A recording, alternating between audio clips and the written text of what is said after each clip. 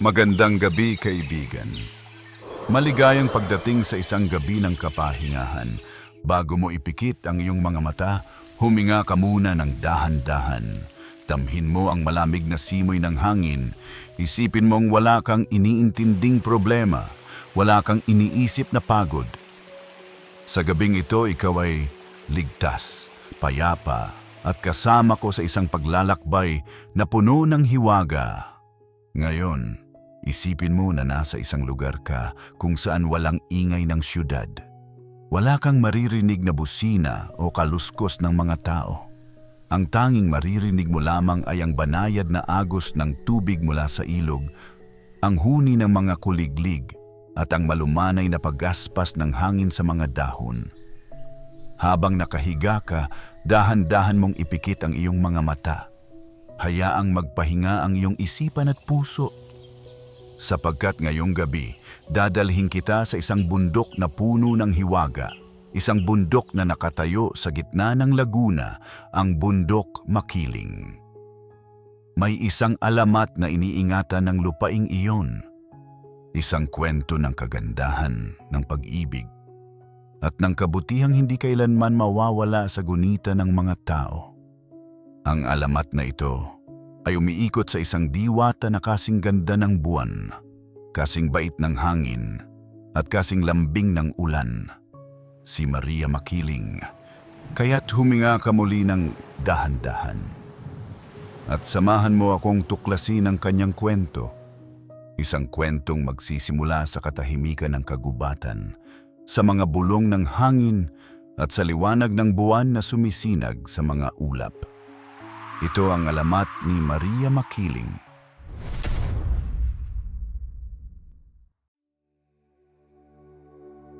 Sa isang bayan sa timog ng Luzon, may isang bundok na tila may sariling kaluluwa.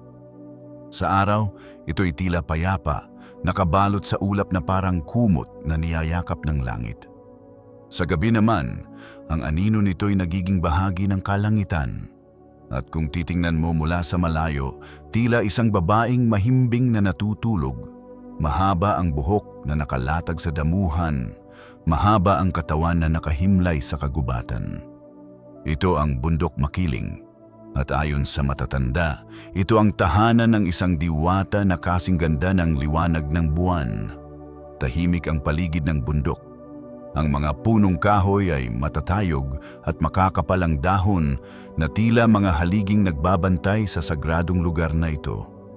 Sa bawat pag-ihip ng hangin, maririnig mo ang banayad na pag-aspas ng mga dahon na parang may lihim na ibinubulong. Minsan, tila musika ang tunog na iyon, isang awit ng kalikasan na nakakaantig ng damdamin. Sa paanan ng bundok, may mga palayan na kumikislap kapag sumisinag ang araw, at may mga ilog na dumadaloy na parang kristal, malinaw at malamig. Sa umaga, kapag sumisikat ang araw, tila nagiging ginto ang paligid. Ang mga damo ay nababalot ng hamog at ang hangin ay sariwa, may halong bango ng mga bulaklak mula sa kagubatan. Sa hapon, kapag dumarampi ang dapit hapon, ang langit ay kumukulay kahel at rosas, at sa malayo, ang bundok ay nagiging isang obra ng kalikasan, kahanga-hanga, mahiwaga at marikit. Ngunit sa likod ng kagandahan nito, may kwento na matagal nang isinasalaysay, kwento ng isang diwata na walang kapantayang ganda, may pusong busilak, at may kapangyarihang kayang magbigay ng biyaya o kaparusahan. Siya si Maria Makiling. Ayon sa alamat, bago pa man dumating ang mga banyaga, bago pa man magkaroon ng malalaking bayan, ang buong paligid ng bundok ay isang malawak na gubat na puno ng buhay. May mga ibon na makukulay, mga paru-paro na sumasayaw sa hangin, at mga hayop na malayang gumagala sa kagubatan. Walang sino mang tao ang nangahas pumasok sa kaloob-looban ng gubat, sapagkat ito'y itinuturing na banal. Sa pinakagitna ng bundok, may isang batis na kasing linaw ng salamin. Dito madalas makita ang isang nilalang na hindi karaniwan. Siya ay isang dalaga na tila isinilang mula sa liwanag ng buwan. Ang kanyang balat ay kasing puti ng gatas, ang kanyang buhok ay mahaba at kasing itim ng gabi, at ang kanyang mga mata ay kumikislap na parang mga tala sa kalangitan. Siya ang diwata ng bundok, si Maria Makiling. Si Maria ay hindi tulad ng ordinaryong babae. Siya ay may kapangyarihang magpagaling ng may sakit, magpalago ng halaman, at magbigay ng masaganang ani. Ngunit higit pa sa kanyang kapangyarihan, siya ay may pusong mapagkalinga. Madalas siyang magbihis bilang isang karaniwang dalaga at bumaba sa mga baryo upang tulungan ang mga mahihirap. Kapag may nagugutom, palihim siyang mag-iiwan ng pagkain. Kapag may sakit, dala niya ang mga halamang gamot mula sa bundok. Ngunit kakaunti lamang ang nakakakita sa kanya. At kapag nakita siya ng tao, madalas ay hindi nila alam na siya ang diwata. Sa katahimikan ng bundok, siya ay namumuhay ng payapa. Kasama niya ang mga ibon, mga hayop, at ang hangin na tila kaibigan niya. Tuwing gabi, siya ay lalabas mula sa batis, uupo sa isang malaking bato, at kakanta ng isang himig na kay lambing. Ang kanyang tinig ay tila awit ng langit, at sinasabing kapag narinig mo ito, para kang dinadala sa isang panaginip. Ngunit sa kabila ng kanyang kapangyarihan at kagandahan, si Maria ay may pusong marunong magmahal. Hindi pa ito ang panahon para pag-usapan iyon, sapagkat ang kanyang kwento ng pag-ibig ay darating pa sa ibang kabanata. Sa ngayon, alamin muna natin kung paano siya naging tagapag-alaga ng bundok na ito at kung bakit hanggang ngayon nananatili pa rin ang kanyang alaala. Noong unang panahon, ang lupaing ito ay payapa. Walang digmaan, walang kasakiman. Ang mga tao ay namumuhay ng simple, nagtatanim ng palay, nanghuhuli ng isda at nakikiisa sa kalikasan. Ngunit kahit payapa ang kanilang pamumuhay, alam nila na may isang nilalang na nagbabantay sa kanila. Kapag may bagyo, ang hangin ay hindi masyadong marahas sa kanilang lugar. Kapag tagtuyot, hindi sila nauubusan ng ani. Naniniwala sila na ito ay dahil kay Maria, ang diwata ng bundok. Marami ang nagsasabi na minsan, kapag madaling araw, makikita mo siyang naglalakad sa gilid ng ilog, suot ang isang puting saya na tila yari sa ulap. May bit-bit siyang maliit na basket na puno ng prutas at bulaklak. Kapag nakasalubong siya ng tao, siya ay ngingiti ng banayad, ngunit hindi magsasalita. At bago mo mapansin, siya ay maglalaho na parang usok sa hangin. Ang mga matatanda sa baryo ay laging nagbababala. Huwag ninyong sasaktan ang kalikasan. Huwag kayong puputol ng punong walang pahintulot. Huwag kayong mag-aaksaya ng tubig sa ilog, sapagkat ang bundok na ito ay pag-aari ni Maria at ang sinumang lalabag ay makakatikim ng kanyang galit. Ngunit hindi lamang galit ang nasa puso ng diwata. Siya ay puno ng kabutihan at handang magbigay ng tulong sa sinumang marunong magpasalamat at magpakumbaba. Sa kanyang mga mata, lahat ng nilalang ay pantay. Maliit man o malaki, mahirap man o mayaman. Habang lumilipas ang panahon, patuloy siyang nagbabantay. Walang nakakakita sa kanya ng madalas, ngunit ang kanyang presensya ay ramdam sa lahat ng sulok ng bundok. Kapag may bulaklak na biglang sumisibol kahit taglamig, sinasabi nila, si Maria ang nagbigay ng buhay diyan. Kapag ang isang batang may sakit ay biglang gumaling matapos uminom ng tubig mula sa batis, sasabihin ng mga tao, binasbasan siya ni Maria. Ngunit sa kabila ng katahimikan, darating ang panahon na ang puso ng diwata ay haharap sa isang pagsubok. Isang pangyayaring magbabago sa lahat. Isang kwento ng pag-ibig na magdadala ng saya, ngunit magwawakas sa lungkot. Ngayon, habang nakatanaw tayo sa bundok Makiling, tandaan mo, Sa bawat ulap na bumabalot dito, sa bawat hangin na humahaplos sa iyong mukha at sa bawat bulaklak na sumisibol sa lupa, may isang diwata na nagbabantay, tahimik, maganda at puno ng hiwaga. Siya si Maria Makiling. Sa katahimikan ng bundok Makiling, may isang mundo na hindi basta nasisilayan ng tao. Isang mundo na puno ng kulay, buhay, at hiwaga. Ito ang paraiso ni Maria Makiling, ang diwata ng bundok. Sa unang tingin, maaaring akalain ng sinuman na ito'y karaniwang kagubatan lamang, ngunit sa sandaling maramdaman mo ang simoy ng hangin at makita ang ningning ng bawat dahon, mauunawaan mong ito ay isang banal na lugar. Araw-araw, bago sumikat ang araw, nagigising si Maria sa awit ng mga ibon. Ang kanyang tahanan ay isang malaking bahaging natatakpan ng mga puno ng molav at nara. At sa paligid nito ay may mga halamang namumulaklak sa buong taon. Walang sino mang nagtatanim ng mga ito, ngunit laging sariwa at mabango. Ang mga bulaklak ay tila sumasayaw sa hangin tuwing dumaraan si Maria, na parang sumasaludo sa kanyang kagandahan. Bago siya bumangon, siya muna'y pipikit at makikinig sa paligid, sa banayad na lagaslas ng batis, sa huni ng mga ibon at sa mahihinang yabag ng mga hayop na dumaraan.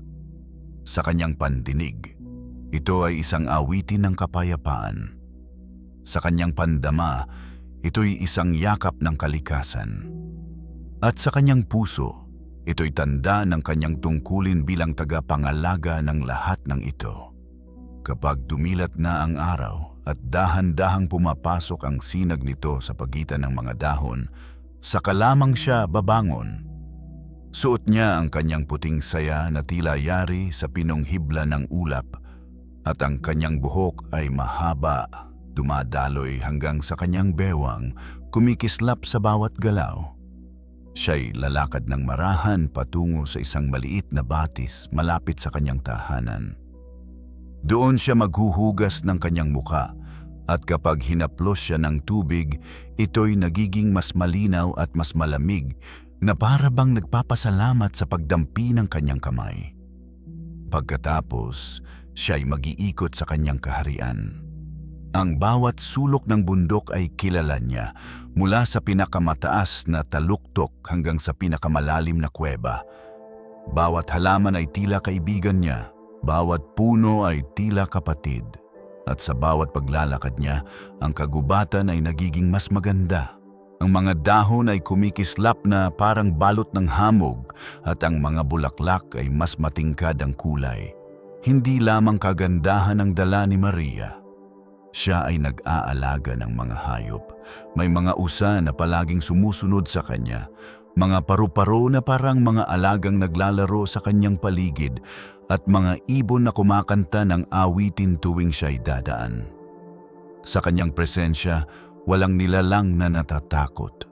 Lahat ay payapa, lahat ay masaya, ngunit sa kabila ng kanyang kapangyarihan at ganda, si Maria ay may pusong marunong umibig, marunong magmahal sa lahat ng nilalang. Para sa kanya, ang bawat tao, bawat hayop at bawat halaman ay may kahalagahan. Kaya't sa bawat araw, siya'y bumababa sa mga baryo upang magbigay tulong, hindi bilang diwata, kundi bilang isang karaniwang dalaga. Isang araw, habang siya'y naglalakad sa gilid ng ilog, napansin niya ang ilang magsasakang nagtatanim ng palay sa paanan ng bundok. Ang kanilang katawan ay pagod. Pawis ang kanilang noo, ngunit hindi sila humihinto sa pagtatrabaho.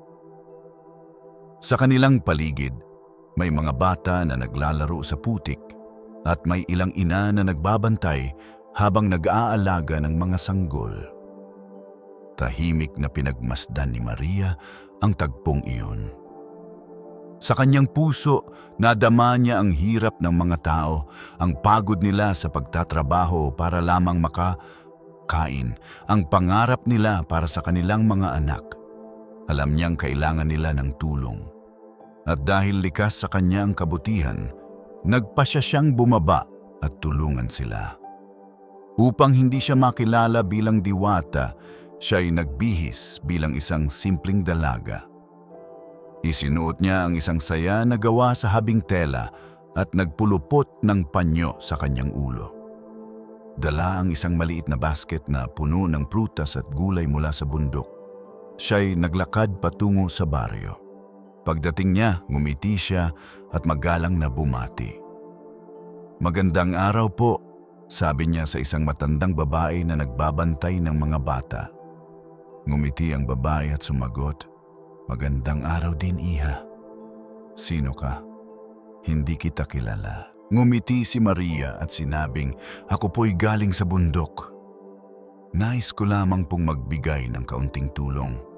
At iniabot niya ang kanyang basket ng prutas at gulay. Namangha ang matanda sa kanyang ganda at kabaitan. "Maraming salamat, iha. Napakabuti mo." Ngumiti lamang si Maria at nagpatuloy sa pagtulong. Tinulungan niya ang mga magsasaka sa pagtatanim. Nagturo siya ng mas madaling paraan ng pag-aararo at nagbigay siya ng mga halamang gamot para sa mga may sakit. Hindi siya nagtagal ng matagal sapagkat ayaw niyang makilala, ngunit bago siya umalis, iniwan niya ang isang pangako sa kanyang puso na babalik siya upang muling tumulong. Pagbalik ni Maria sa bundok, sumapit na ang gabi. Ang langit ay puno ng bituin at ang buwan ay kumikislap na parang pilak sa kalangitan. Umupo siya sa tabi ng batis at tumitig sa refleksyon ng buwan sa tubig. Sa kanyang puso may kakaibang saya. Alam niyang nakatulong siya sa mga tao at iyon ang pinakamahalaga sa kanya. Habang siya'y nakaupo, kinuha niya ang kanyang plauta, isang instrumentong yari sa kawayan. Dahan-dahan siyang tumugtog ng isang awit. Ang tunog ay banayad, parang himig ng hangin na dumadampi sa balat. Sa sandaling iyon, tila tumigil ang oras. Ang mga ibon ay nanahimik, ang hangin ay huminto sa pag-ihip at ang buong kagubatan ay nakinig sa kanyang awit. Ngunit habang siya'y tumutugtog, may isang damdamin na unti-unting sumisibol sa kanyang puso, isang damdamin ng pagnanasa sa isang bagay na wala siya. Hindi niya alam kung ano iyon, ngunit alam niya na ito'y may kinalaman sa mga taong nasa paanan ng bundok. Siguro'y pagnanais na makasama sila o maranasan ang kanilang buhay. Sa kanyang isipan, hindi niya alam na malapit na siyang harapin ang isang pangyayaring magbabago sa lahat. Isang kwento ng pag-ibig na sisibol mula sa kabundukan hanggang sa kapatagan. Sa paanan ng bundok makiling, may isang payapang baryo na napapalibutan ng luntiang palayan at matatayog na punong kahoy. Ang baryong ito ang itinuturing na pintuan patungo sa mahiwagang kabundukan. Dito naninirahan ang mga tao na ang pamumuhay ay simple, magtatanim ng palay, manghuhuli ng isda at mag-aalaga ng hayop. Ang kanilang araw ay nagsisimula sa tilaok ng manok at nagtatapos sa liwanag ng buwan na sumisilip sa kanilang maliliit na kubo. Sa kabila ng kanilang kasimplehan, ang mga tao rito ay kilala sa kanilang kasipagan at kabutihan ng puso. Ngunit hindi rin nawawala ang kanilang mga pangamba, sapagkat alam nilang may diwata na nagbabantay sa bundok. Sa tuwing magtatanim sila, nag-aalay sila ng bulaklak o pruta sa paanan ng bundok bilang tanda ng paggalang kay Maria Makiling. Ayon sa matatanda, huwag ninyong galitin ang diwata, huwag kayong magpuputol ng puno ng walang paalam, huwag kayong manghuhuli ng hayop ng labis, at higit sa lahat, huwag kayong magiging sakim. Ang mga alituntuning ito'y hindi lamang tradisyon, kundi paniniwala na nagtataguyod ng pagkakaayon ng tao at kalikasan. Isang araw, habang abala ang mga tao sa pagtatanim, dumating ang isang kabataang mandirigma mula sa ibang bayan. Siya ay matangkad, may matipunong pangangatawan, at matatagang tindig. Ang kanyang pangalan ay Gat Datu, isang binatang kilala hindi lamang sa kanyang lakas, kundi pati na rin sa kanyang marangal na kalooban. Nakarating siya sa baryo upang humingi ng pansamantalang kanlungan sapagkat may misyon siyang tinutupad, ang makahanap ng mga halamang gamot na makapagliligtas sa kanyang amang may sakit. Narinig niya mula sa mga kwento ng matatanda na ang bundok Makiling ay puno ng mga halamang makapangyarihan at doon lamang matatagpuan ang lunas na kanyang hinahanap. Pagdating niya, sinalubong siya ng mga tao. Magalang siya at marunong gumalang sa nakatatanda. Nagbigay siya ng tulong sa mga magsasaka, nagdala ng tubig para sa mga ina at naglaro kasama ang mga bata. Sa madaling salita, agad siyang minahal ng buong baryo, ngunit sa kanyang puso, hindi lamang ang paggaling ng kanyang ama ang kanyang nais. Nais din niyang malaman ang katotohanan tungkol sa diwata ng bundok. Totoo nga bang may nilalang na nagbabantay dito? At kung totoo, makikita kaya niya ito? Samantala, si Maria ay muling bumaba mula sa bundok upang bisitahin ang mga tao. Nais niyang alamin kung kumusta ang kanilang ani at kung mayroon silang pangangailangan. Tulad ng dati, nagbihis siya bilang isang karaniwang dalaga, suot ang isang simpleng saya at may panyo sa ulo. Habang siya ay naglalakad sa gilid ng palayan, napansin niya ang isang binatang hindi niya pa nakikita noon. Ang kanyang tindig ay matatag at ang kanyang mga mata ay puno ng tapang, ngunit may lambing din. Nakita niya itong tumutulong sa mga magsasaka, walang pag-aalinlangan sa pagbubuhat ng mabibigat na sako ng palay. Naglakad si Maria patungo sa isang grupo ng mga babae na kanyang tinulungan noon. Ngumiti sila at agad siyang binati. "Magandang araw, iha," sabi ng isang matanda. "Salamat sa mga gulay na dinala mo noon. Malaking tulong iyon sa amin." Ngumiti si Maria at sumagot, "Wala pong anuman. Nais ko lamang pong makatulong," ngunit bago pa siya makapagtanong pa, napansin ng matanda ang binata at siya'y ipinakilala. "Iha, siya si Gat Datu, isa siyang mandirigma mula sa kabilang bayan. Nandito siya upang humanap ng halamang gamot para sa kanyang amang may sakit." Napatingin si Maria sa binata at sa unang pagkakataon, nagtagpo ang kanilang mga mata. Sa sandaling iyon, tila tumigil ang oras. Ang hangin ay humina at ang paligid ay tila lumabo na para bang silang dalawa lamang ang naroroon. Ngumiti si Gat Datu at magalang na nagbigay galang. "Magandang araw sa iyo, Anya. Ako'y nagpapasalamat sa iyong pagtulong sa mga tao rito." Ngumiti si Maria at marahang tumango. Wala iyon, likas sa akin ang tumulong, ngunit sa kanyang puso may kakaibang damdamin na unti-unting sumibol. Isang damdamin na matagal na niyang hindi naramdaman, isang pagkagiliw sa isang mortal. Sa paglipas ng mga araw, nananatiling payapa ang bundok na tirahan ni Maria. Ang hangin ay laging malamig.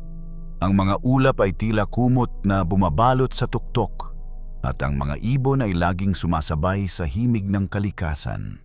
Ngunit sa puso ng diwata, unti-unting may kakaibang damdamin na sumibol, isang damdaming hindi niya kailanman naramdaman noon. Isang umaga, habang namumulot si Maria ng mga ligaw na bulaklak sa gilid ng isang malinaw na batis, napansin niya ang kakaibang katahimikan. Wala ang karaniwang huni ng mga ibon, wala ring tunog ng mga hayop na karaniwan niyang nakikita. Sa halip, narinig niya ang mahihinang yabag na dahan-dahang lumalapit. Mabilis na umihip ang hangin, at sa pag-ikot niya, nakita niya ang isang anino sa di kalayuan. Isang lalaki, matangkad, matipuno at may suot na sandata sa kanyang balikat. Ang kanyang kasuotan ay marumi, may bahid ng putik, at ang kanyang mukha ay puno ng pagod. Ngunit kahit sa ganoong ayos, kapansin-pansin ang kanyang matikas na anyo. Ang kanyang mga mata, bagaman tila nangungulila, ay kumikislap ng pag-asa. Magandang araw, mahinahong bati ni Maria. Ang kanyang tinig ay parang awit na umaagos sa batis, at ang binata ay tila natigilan, parang huminto ang mundo nang marinig niya ito. Magandang araw din sa iyo, tugon ng lalaki, bahagyang yumuko bilang paggalang. Patawad kung ako'y nakarating sa lugar na ito nang walang pahintulot. Naliligaw ako at nagugutom. Ako'y isang mandirigma na naglalakbay mula sa malayong bayan. Lumapit si Maria. Ang kanyang mga mata ay puno ng kabaitan. Hindi mo kailangang humingi ng paumanhin. Ang bundok na ito ay hindi para sa iisa lamang, ikaw ay ligtas dito. At sa kanyang ngiti, tila nawala ang pagod ng binata. Inakay ni Maria ang binata patungo sa isang maliit na kubo na itinayo niya sa gilid ng kagubatan. Hindi ito tulad ng karaniwang bahay, bagkus ito'y yari sa mga pinong kawayan at mga halamang gumagapang na tila alon ng berdeng dahon. Ang paligid ay puno ng mga bulaklak na nagbubukas lamang kapag hinahaplos ng araw. Umupo ka muna, wika ni Maria. Magpapahanda ako ng pagkain. Sa isang iglap, mula sa wala, lumitaw ang isang mesa na puno ng masasarap na prutas, mga hinog na mangga, mabangong lansones, matamis na pakwan at sariwang buko. Mayroon ding malamig na tubig na parang sumisibol mula sa yelo. Napatingin ang binata, gulat na gulat sa kanyang nasaksihan. Paano mo ito nagawa? Tanong niya. Halos hindi makapaniwala. Ngumiti si Maria. Huwag mo nang alalahanin iyon. Kumain ka muna. Mukhang marami kang pinagdaanan. Hindi na nag-atubili ang lalaki. Kumain siya ng may paggalang. Habang si Maria ay tahimik na nakatingin, pinagmamasdan ang bawat galaw niya. Sa bawat kagat ng binata, tila ba may kakaibang init na pumapasok sa puso ng diwata. Hindi niya maipaliwanag kung bakit, ngunit sa unang pagkakataon, naramdaman niyang hindi siya nag-iisa. Matapos kumain, bahagyang nag-relax ang binata. Ako si Juan, pakilala niya. Isa akong mandirigma mula sa bayan ng Lumban. Lumalaban kami upang ipagtanggol ang aming lupain mula sa mga dayuhan, ngunit sa isang labanan kami natalo. Marami sa aking mga kasama ang nawala. Ako lamang ang nakatakas. Nag-iisa ka na lang? Tanong ni Maria. May bahid ng lungkot ang kanyang tinig. Oo, sagot ni Juan. At ngayon, hindi ko alam kung saan ako pupunta. Ngunit salamat at natagpuan ko ang lugar na ito. At ikaw, bahagyang namula ang pisngi ni Maria. Hindi siya sanay makarinig ng ganoong salita mula sa isang mortal. Upang takpan ang kanyang pagkailang, ngumiti siya at tumingin sa malayo. Maaari kang manatili rito hanggang makabawi ka ng lakas. Hindi ligtas bumalik sa giyera. Ngumiti si Juan, may pasasalamat sa kanyang mga mata. Salamat, Maria. Lumipas ang mga araw, naging malapit si Maria at si Juan. Araw-araw ay magkasama silang naglalakad sa kagubatan, nagpapakain ng mga hayop at minsan ay nag-uusap ng mahaba habang nakatanaw sa paglubog ng araw.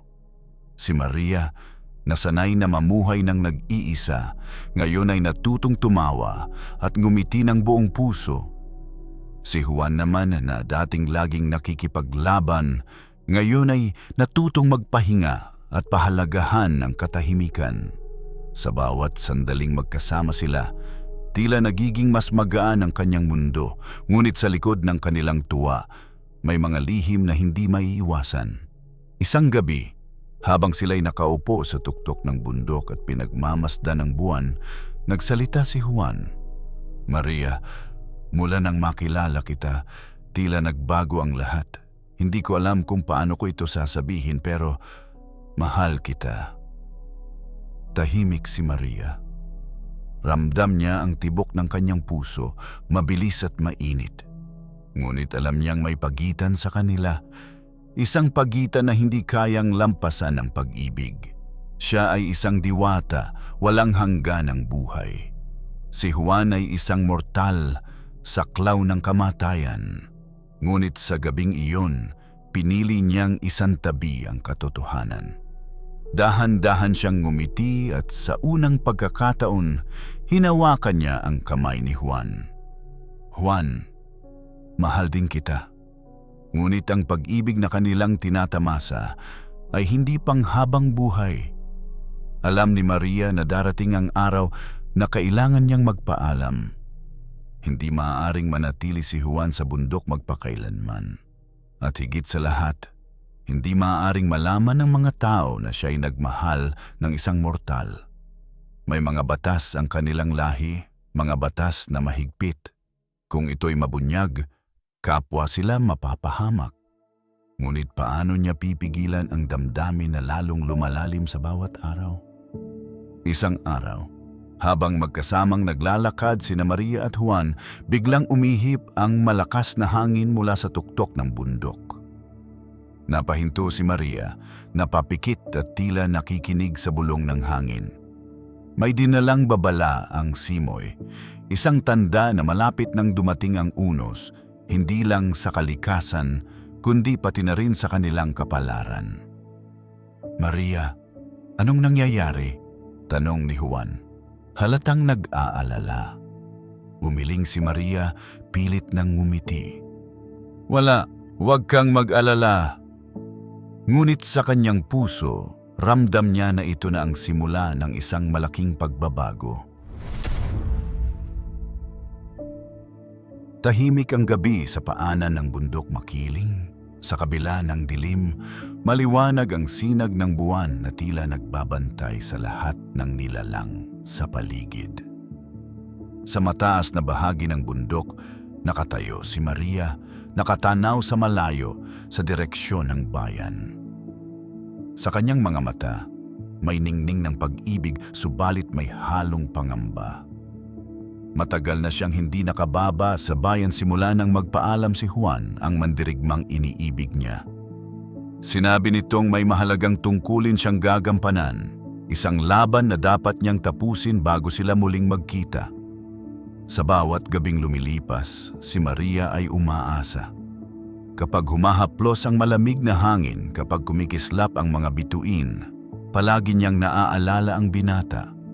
Subalit habang tumatagal ang paghihintay, dumarating din ang mga bulong ng pag-aalala. Minsan, sumisilip siya mula sa tuktok ng bundok at pinagmamasdan ng ilaw sa bayan. Doon niya naririnig ang mga alingas-ngas ng mga tao, mga salitang hindi niya gustong paniwalaan na si Juan ay hindi na babalik, na may iba na itong minamahal, ngunit hindi iyon agad pinaniwalaan ni Maria. Alam niyang mahal siya ng binata at siya man hindi magbabago ang damdamin. Hanggang isang araw, isang makalumang huni ng tambuli ang umalingaw-ngaw sa paanan ng bundok. Isang senyales na may kasalan. Sa isang umaga, habang naglalakad si Maria sa kagubatan upang mamitas ng mga bulaklak para gawing palamuti sa kanyang hardin, napansin niyang may kakaibang galak ang hangin. May mga ibong nagliliparan, tila may ipinagdiriwang. At sa di kalayuan, narinig niya ang tawanan ng mga tao. Naengganyo siyang lumapit sa mga kaluluwang iyon, hindi bilang diwata, kundi bilang isang simpleng nilalang na nais lamang makibalita. At nang siya'y makalapit, doon niya narinig ang mga salitang tila matalim na punyal sa kanyang puso. Si Juan, ikakasal ng ngayong buwan, sigaw ng isang babae, habang may kasamang halakhak, at ang mapapalad na ikakasal sa kanya ay si Isabel, ang pinakamagandang dalaga sa bayan. Sagot ng isa pa, parang huminto ang oras sa pandinig ni Maria. Parang naglaho ang lahat ng saya sa paligid. Ang ngiti sa kanyang labi ay napalitan ng katahimikan. Sa kanyang dibdib, May pag-igting na hindi niya maipaliwanag. Totoo ba ito? Si Juan, ang iniibig niya, ang nangakong babalik. Mag-aasawa na? Dahan-dahan siyang umatras mula sa umpukan ng mga tao. Ayaw niyang makita ng kahit sino ang kanyang mukha. At nang siya'y makabalik sa kagubatan, doon siya bumagsak sa malambot na damo, walang patid ang pag-agos ng luha. Hindi nakatiis si Maria. Kinagabihan, bumaba siya sa bayan nang hindi nakikita ni Noon.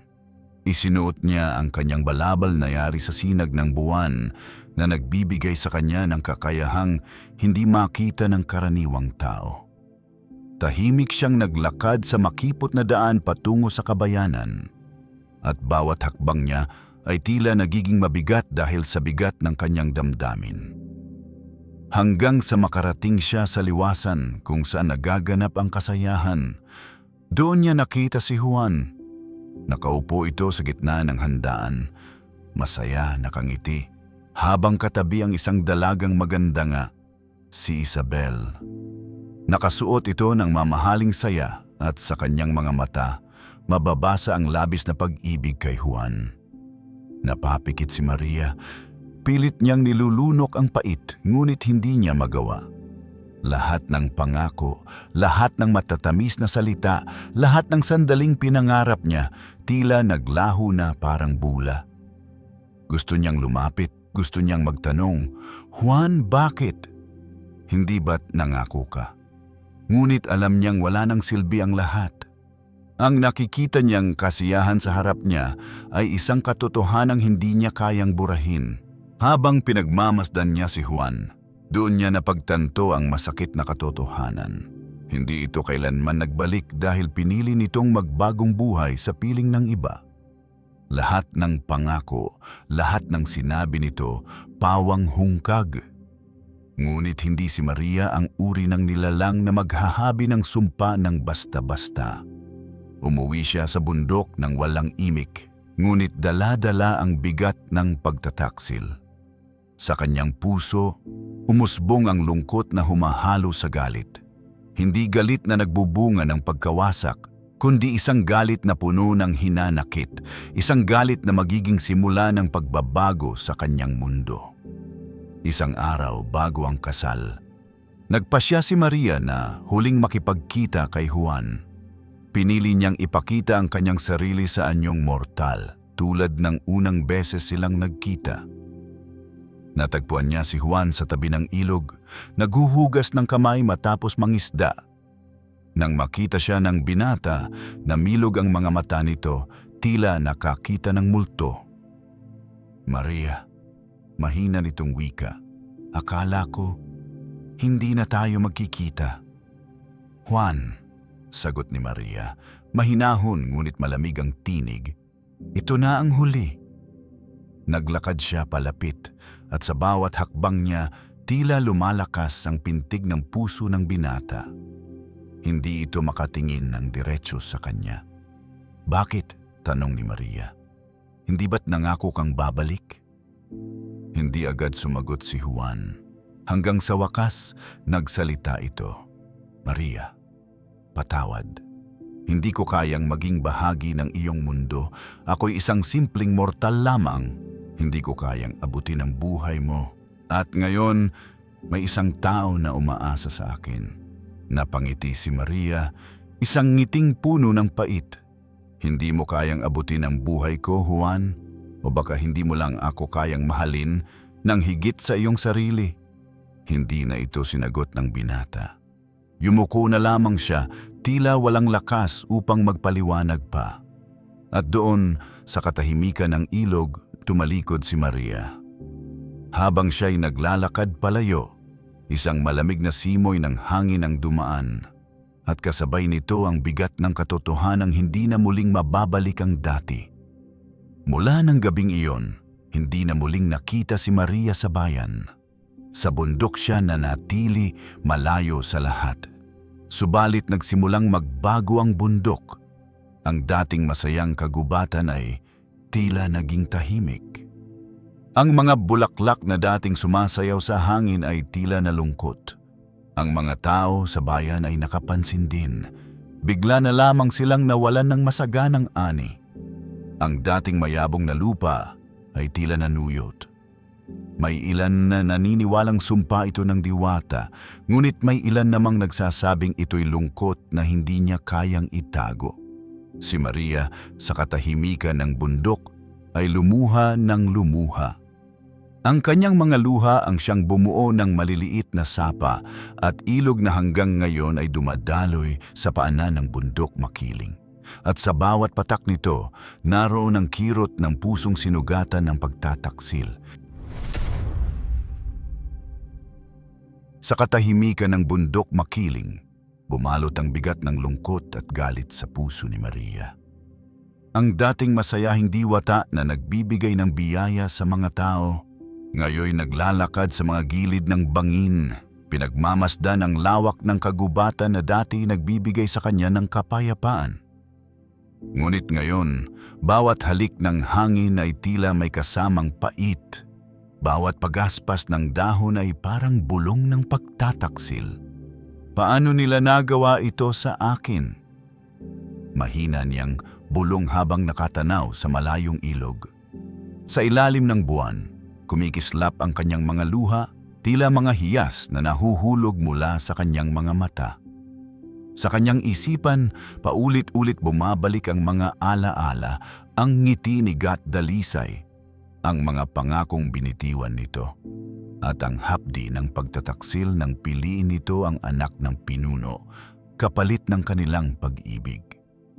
Ngunit higit sa lahat, mas mabigat pa sa lahat ang bigat ng panlilinlang ng mga tao.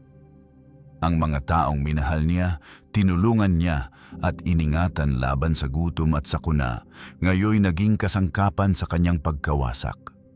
Sila ang nagudyok, sila ang nagpahiwatig, sila ang nagtaksil. Kinabukasan, nagpasya si Maria na bumaba mula sa kanyang tahimik na kubo sa gitna ng kagubatan. Hindi na siya ang Maria na kilala ng lahat. Hindi na siya ang maamong diwata na palaging may dalang mga prutas at butil para sa mga tao. Sa kanyang mga mata ay nagliliyab ang apoy ng galit at pighati. Lumakad siya papunta sa paanan ng bundok at bawat yapak niya tila yumanig ang lupa.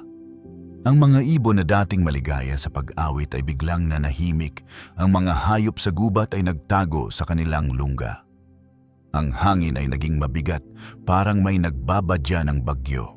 Pagdating niya sa nayon, ang mga tao ay natigilan. Hindi na ito ang Maria na dati nilang nakikita na may banayad ng ngiti. Ang kanyang buhok ay tila humahaba at lumalabay, waring sumasayaw sa hangin ng may sariling galit. Ang kanyang mga mata ay kumikislap na parang kidlat sa gitna ng dilim. Maria. Usal ng isang matandang babae, nanginginig sa takot. Ngunit hindi siya sumagot. Bagkus, itinapat niya ang kanyang kamay sa isang punong nakatayo sa gilid ng nayon. Sa isang iglap, ang punong iyon ay nalanta, nagkulay abo at bumagsak na parang sinunog. Nagkaroon ng sigawan. Ang mga bata ay nagtakbuhan, ang mga matatanda ay nagkulong sa kanilang mga bahay. Ngunit kahit saan sila magtago, nararamdaman nila ang pag-ikot ng malakas na hangin, ang pagyanig ng lupa, at ang dagundong ng kidlat kahit walang ulan.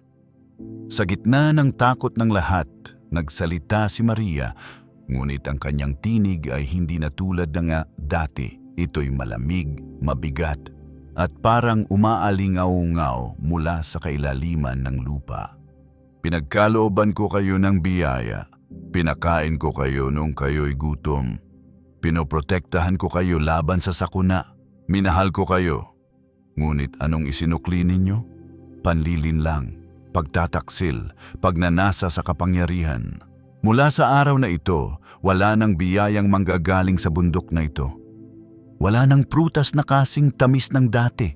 Wala nang hangin na kasing lamig ng dati. Wala nang Maria Makiling na magbabantay sa inyo, ngunit hindi dito nagtatapos. Sapagkat ang inyong kasakiman ay dapat pagbayaran. Pagkasabi nito, itinataas niya ang kanyang dalawang kamay. Mula sa kalangitan, biglang bumuhos ang malakas na ulan na may kasamang kulog at kidlat. Ang mga ilog ay umapaw, nilamon ang mga taniman. Ang mga punong kahoy ay naputol sa lakas ng hangin. Ang dating luntiang kapatagan ay naging maputik na parang impyerno. Habang nangyayari ito, tumingin si Maria kay Gat Dalisay na noon ay kasama ng mga sundalo sa gitna ng kaguluhan. Nakita niyang ito'y nakayuko, tila hindi makatingin sa kanya. Lumapit siya rito ng dahan-dahan, ngunit bawat hakbang niya ay nagdudulot ng pagbitak ng lupa. Gat Dalisay. Mahina niyang sambit, ngunit puno ng sakit. Pinili mo sila kaysa sa akin. Pinili mo ang kapangyarihan kaysa sa pag-ibig. Walang naisagot ang mandirigma. Tanging luha ang gumuhit sa kanyang pisngi habang nakaluhod sa harapan ng diwata. Patawarin mo ako, tanging nasabi nito. Ngunit ang kanyang puso ay parang yelo na. Hindi ako galit dahil pinili mo siya. Galit ako dahil pinaniwala mo akong ako ang pipiliin mo. Pagkatapos nito, ibinaba niya ang kanyang kamay at sa isang iglap, bumuka ang lupa sa ilalim ng mga paa ni Gat Dalisay. Nilamon siya ng bitak ng lupa at sa huling sigaw niya, tuluyang naglaho ang mandirigma. Hindi natapos doon ang galit ni Maria. Ang buong nayon ay nalugmok sa dilim at baha. Ang mga pananim ay namatay. Ang mga bahay ay nawasak. At ang mga taong minsang umasa sa kanyang kabutihan ay napilitang maglakad palayo, dala ang takot at gutom. Sa paglipas ng oras, tumigil ang ulan, ngunit naiwan ang mga bitak sa lupa at ang katahimikan na tila isang libingang walang bangkay. Mula sa mataas na bahagi ng bundok, tinitigan ni Maria ang pinsalang kanyang ginawa. Sa kanyang mukha, hindi mo mababasa kung siya'y masaya o nalulungkot sapagkat ang kanyang puso ay wala ng damdamin. Kung ito lamang ang paraan upang maunawaan ninyo ang kasalanan ninyo, handa akong maging halimaw sa inyong paningin. Bulong niya habang unti-unting naglalaho ang kanyang anyo, nagiging liwanag na humahalo sa ulap. Mula noon, wala nang nakakita kay Maria makiling. Ang mga naiwan sa paanan ng bundok ay nagkwento sa kanilang mga anak at apo. Huwag kayong sakim. Huwag kayong mananakit ng may mabuting puso dahil kapag nagalit ang bundok, walang makakapigil. Sa paglipas ng panahon, muling tumubo ang mga puno at halaman, ngunit hindi na tulad ng dati ang kasaganan. Ang bundok ay nanatiling maganda, ngunit tahimik, parang may tinatagong lungkot. At sa tuwing sumasapit ang dapit hapon, may mga nagsasabing nakikita nila ang isang aninong babae sa tuktok ng bundok, nakatanaw sa malayo, tila naghihintay. O baka nagbabantay. Ang bukang liwayway ay muling sumikat sa paanan ng bundok, ngunit kakaiba ang tanawin. Wala na ang dating kislap ng ilaw mula sa tahanan ni Maria. Wala na ang mabining awit na umaalingaw-ngaw mula sa itaas. Ang mga tao na minsang nasanay na makita si Maria na bumababa upang magdala ng biyaya ay unti-unting napuno ng pangungulila. Noong una, inisip nila na baka siya ay nagtatampo lamang at balang araw ay babalik. Nag-alay sila ng prutas, ng bulaklak at ng mga palumpon ng halamang galing sa kagubatan, umaasang muli siyang lilitaw. Ngunit lumipas ang mga linggo, buwan at taon, hindi na bumalik ang diwata. Ang bundok ay tila nakikisama sa kanyang kalungkutan. Ang hangin ay naging malamlam. Ang mga ibon na dati masigla ay bihira ng marinig. May kakaibang katahimikan na bumabalot sa bawat sulok nito, isang katahimikang puno ng lungkot at lihim na galit. Isang araw, habang nag-uusap ang matatanda sa baryo, napansin nila ang kakaibang anyo ng bundok mula sa malayo. Ang hugis nito ay tila isang babaeng nakahiga. Isang babaeng mahaba ang buhok, nakapikit ang mga mata at payapang natutulog.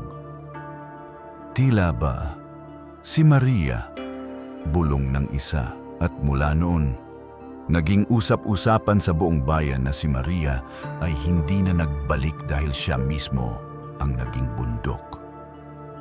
Lumaganap ang paniniwalang si Maria Makiling ay isinumpa ang kanyang sarili na manatili bilang isang bundok upang bantayan ang lupain. Sa kanyang paghinga ay nararamdaman ng simoy ng hangin. Sa kanyang luha ay naroon ang hamog sa umaga.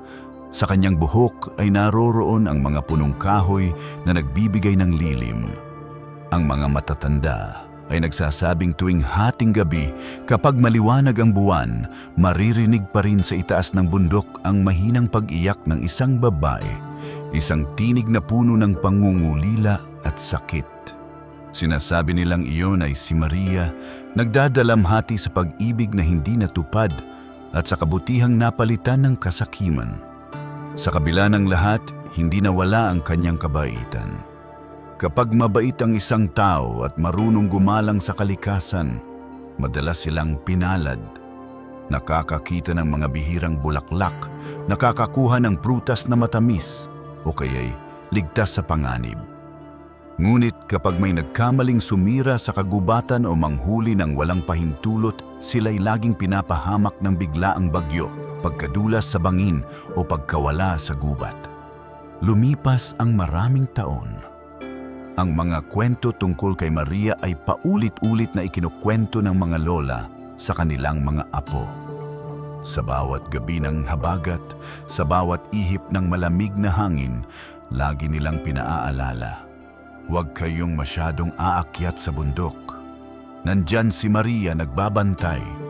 Kung kayo'y mabuti, kayo'y pagpapalain. Kung hindi, kayo'y parurusahan.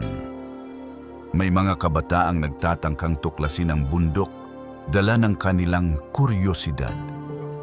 May ilan na bumabalik na may dalang kwento. Nakakita raw sila ng isang babae na nakaputi, mahaba ang buhok, at may mapupungay na mata, ngunit bago nila ito malapitan, bigla itong naglaho na parang usok. May ilan ding hindi na nakabalik, na para bang nalunok ng kagubatan. Kaya't lalo pang lumalim ang alamat. Lalo pang umigting ang takot at paghanga ng mga tao kay Maria Makiling. Siya'y hindi na basta diwata lamang, siya'y naging espiritu ng bundok.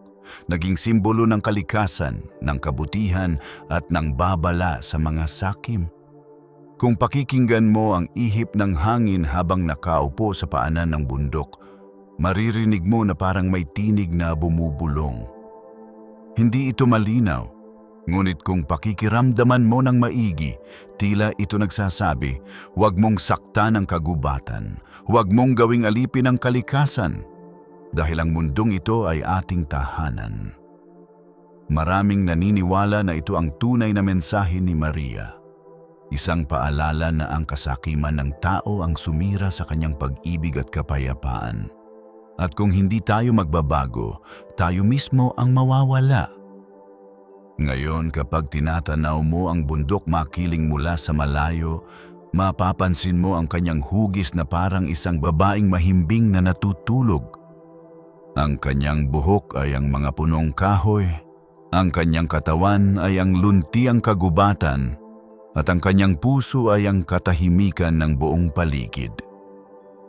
Marami pa ring nananalig na ang diwata ay hindi tuluyang nawala. Siya'y nariyan pa rin, hindi na nakikita, ngunit nararamdaman. Sa bawat ihip ng hangin, sa bawat hamog na bumabagsak, at sa bawat bulaklak na sumisibol sa bundok, si Maria ay nariyan, nakatingin, nagbabantay. At doon nagtatapos ang alamat. Isang kwento ng pag-ibig na nauwi sa trahedya, ng kagandahang naging bantay ng kalikasan, at ng babaeng piniling maging bundok upang magbigay ng aral sa lahat. Sa tuwing mababalot ka ng lungkot, at mararamdaman mo ang lamig ng hangin, isipin mo, baka iyon ang yakap ni Maria Makiling, Isang yakap na puno ng pangunawa, paalala at walang hanggang pag-ibig. Ito ang Alamat ni Maria Makiling. Isang kwentong habang buhay nang nananatili sa puso ng ating kultura. At ngayon, dito nagtatapos ang ating mahabang paglalakbay. Isang alamat na ipinasapasa mula sa labi ng ating mga ninuno, ang kwento ni Maria Makiling. Sa bawat himig ng hangin sa bundok, sa bawat pagaspas ng dahon, tila ba naririnig pa rin natin ang kanyang tinig, tahimik, malumanay, at puno ng kabutihan. Sa buong kwentong ito, nakita natin ang ganda ng kalikasan at kung paano ito minahal at iningatan ng isang diwata. Ngunit natutunan din natin kung gaano kasakit kapag ang tiwala at kabutihang loob ay sinayang. Naway magsilbing paalala ito para sa atin na pahalagahan ang ating kalikasan, huwag abusuhin ang yaman nito at matutong magpasalamat sa mga biyayang ibinibigay sa atin. Habang pinapakinggan mo ang katahimikan ng gabi, isipin mong naroon ka sa paanan ng bundok Makiling. Malamig ang simoy ng hangin, maririnig mo ang mga kuliglig at mga ibon sa malayo. At sa itaas, makikita mo ang maliwanag na buwan na sumisinag sa kagubatan. Sa lugar na iyon, walang pagod, walang gulo, walang takot, tanging kapayapaan lamang. Kaya ngayon, huminga ka ng dahan-dahan. Pakawalan mo ang lahat ng bigat sa iyong dibdib. Hayaan mong ang katahimikan ng kwento ay manatili sa iyong puso. Ngayong gabi, ipikit mo ang iyong mga mata at hayaang dalhin ka ng mga panaginip sa isang mundo ng kapayapaan. Isang mundong kasing tahimik ng bundok at kasing ganda ng pagmamahal ni Maria. Kung nagustuhan mo ang kwentong ito, huwag kalimutang mag-like, mag-subscribe, at i-share ang video na ito para sa mas marami pang kwentong pampatulog, mga alamat at kwentong Pilipino na puno ng hiwaga at aral. Ang iyong suporta ay napakahalaga upang makapagbahagi pa kami ng mas maraming kwento na magpapakalma sa iyong gabi. Salamat sa iyong pakikinig. Hanggang sa muli, kaibigan. Naway maging mahimbing at mapayapa ang iyong pagtulog. Magandang gabi at sweet dreams.